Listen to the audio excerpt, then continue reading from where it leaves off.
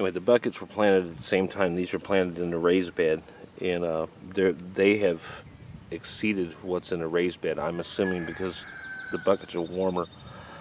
Likewise, the tomatoes that I planted in the buckets are just doing exceptional. The stems are really, really thick.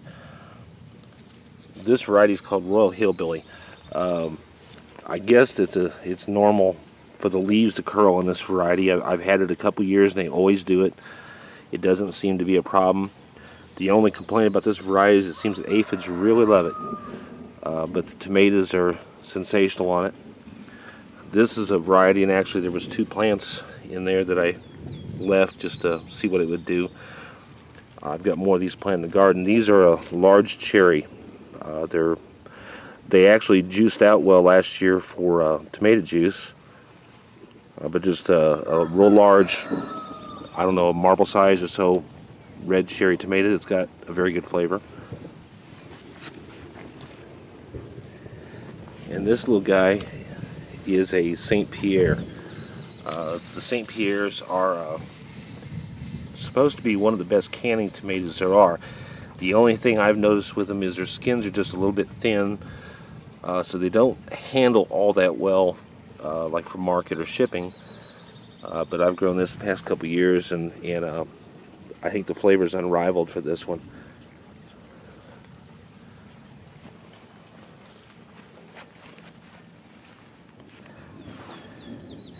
And our pea update, this variety here is starting to wind down. It's called a Spring. It's a 57-day shell pea. Picked a couple times on it and got a nice amount of peas in the freezer.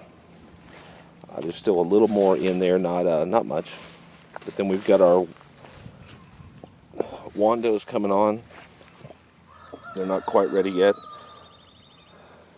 These are a 73-day pea, a shell pea. It's got quite a few pods on it.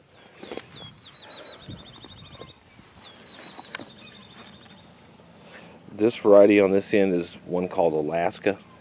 It's also a 70-some-day shell pea. I'd have to look at the package to see exactly how many days they claim it is. It's starting to get some nice fat pods. And then we break, my marker I took out, so kind of misplaced it. But right here, then we start with snow peas. These are a Oregon sugar pod. They're okay. I wouldn't plant them again. Had I not had a couple pounds of seed from last year, I would have, that I didn't plant last year, I would not have put them out. They're not real sweet, so I'm going to let a lot of these go to whole peas and then shell them out. I know it's a little more work, but they're kind of a disappointment. And our old little baby here just loves peas, so that's a good little treat for her. And then we have this variety here, so far is pretty decent, is Mammoth Melting Sugar Pods. And this is a utility panel. I can't remember what the height is on these, about 3.5 feet, 4 feet. But these have well exceeded the height of the panel, and boy, they in bloom. These actually I think have a better flavor. Another farm here close by that I get my milk from has a variety called Sugar Ann that he had me try, and that'll be the variety I plant for sugar pea next year. Very, very good sweet pea.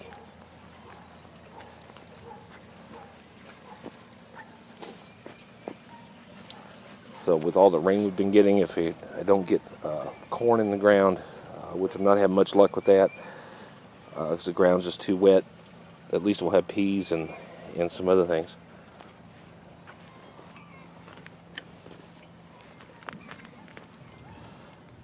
And I built a trellis for these bucket cucumbers. This variety here is called Socrates. I'll flash back to the video. These are planted. These are a cooler weather tolerant cucumber. and are producing some nice cucumbers.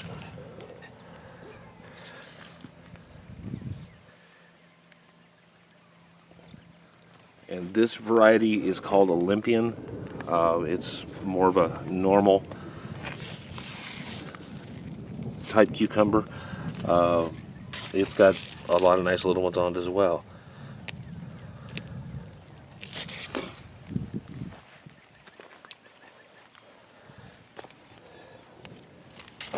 But so far, these are all grown in the square foot gardening mix that I make, and so far I've done really, really well.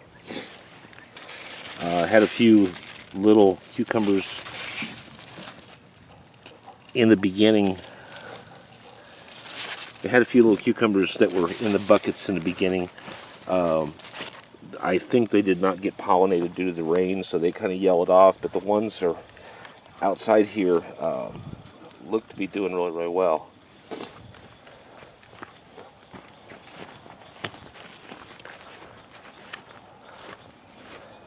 I had a buddy that drove an hour and a half to bring his tiller down for me, to loan it to me, because mine, the transmission locked up in it. Started, but we've had rain every single day, so not much is getting done.